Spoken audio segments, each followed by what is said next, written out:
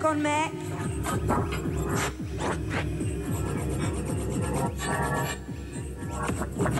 Ambulance.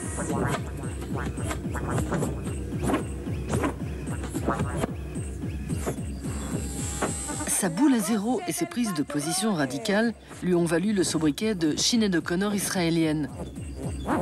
L'insoumise Meira Asher dénonce avec sa noise, ses performances vocales et ses documentaires la violence et la guerre.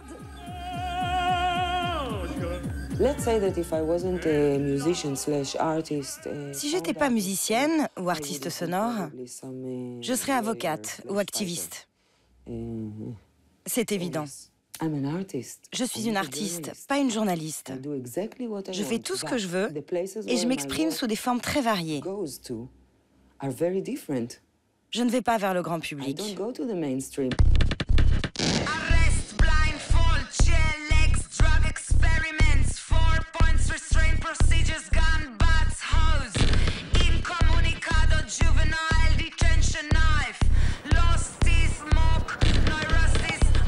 À 52 ans, Meira Asher prépare son prochain concert à Tel Aviv. Au centre de cette nouvelle création sonore, des témoignages de jeunes qui ont refusé de faire l'armée dans un pays où le service militaire est obligatoire pour tous. Elle enregistre ses entretiens dans ce théâtre alternatif du quartier populaire de Florentine. Je travaille toujours sur la même problématique, que je traite sous différents angles. Comment ne pas perturber les enfants pour qu'ils grandissent tranquillement, aussi libres que possible. Pendant la Seconde Guerre mondiale, la famille de Meira fuit les persécutions nazies en Europe de l'Est. Arrivée en Israël, elle est rattrapée par la violence. En 1956, les oncles de Meira sont tués dans la guerre du Sinaï. 25 ans plus tard, en pleine guerre du Liban, l'adolescente vit au rythme des alertes à la bombe et des attentats. En 1981, c'est la révolte. Meira réussit à se faire déclarer inapte au service pour troubles mentaux. Devenue objecteur de conscience, elle affronte alors la colère de ses parents. Ils n'ont pas apprécié, mais ils ont été obligés de l'accepter. Je leur ai dit que j'avais autre chose à faire. J'avais 17 ans, des projets, et l'armée n'en faisait pas partie.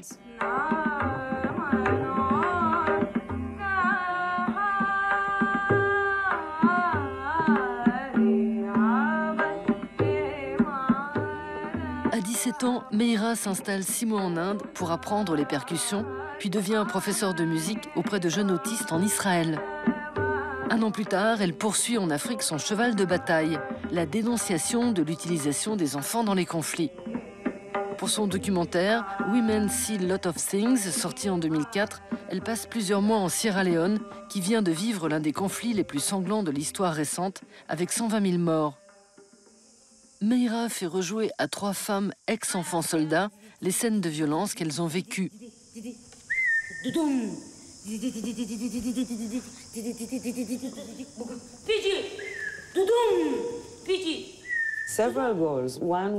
Un de mes objectifs était que le grand public se rende compte de ce que ces filles avaient vécu.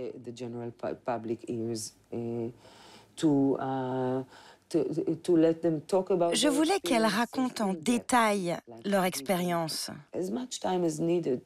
en leur donnant le plus de temps possible pour revivre leur traumatisme.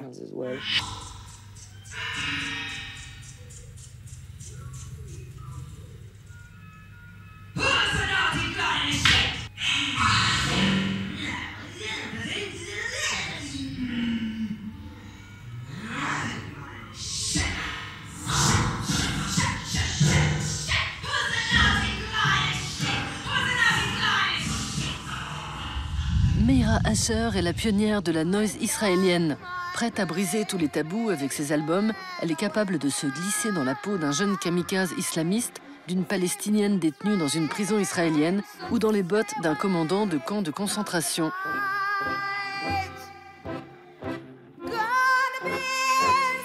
Aujourd'hui, elle se produit avec son compère Eran Sachs à Haïfa, un port multiculturel et multiconfessionnel qui abrite une importante communauté d'Arabes israéliens.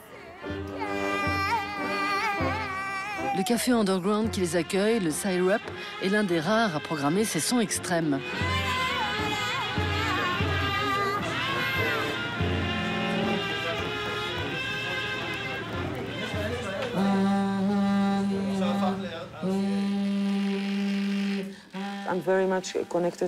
J'aime beaucoup la musique concrète et aussi la noise, qui permettent de laisser le son s'exprimer de manière brute.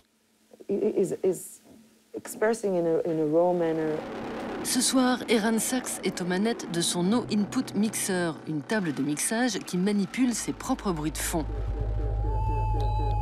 Les œuvres d'Eran sont aussi politiques que celles de Meïra. Dans Yanoun Yanoun, il dénonce le harcèlement de villageois palestiniens par des colons extrémistes israéliens.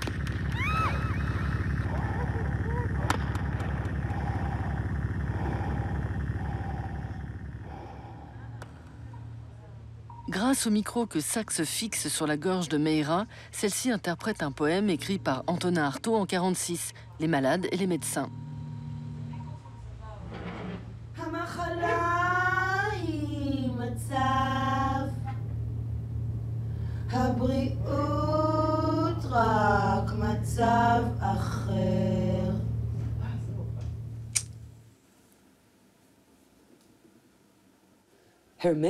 Hermétique? On ne me dit pas souvent ça, parce que ma musique est parfaitement compréhensible. Elle est toujours éditée avec son texte. Tout dépend jusqu'où tu es prêt à t'investir. Si tu tombes dessus par hasard sur une radio grand public, un truc qui a peu de chances d'arriver, c'est clair que tu ne comprendras peut-être pas tous les mots.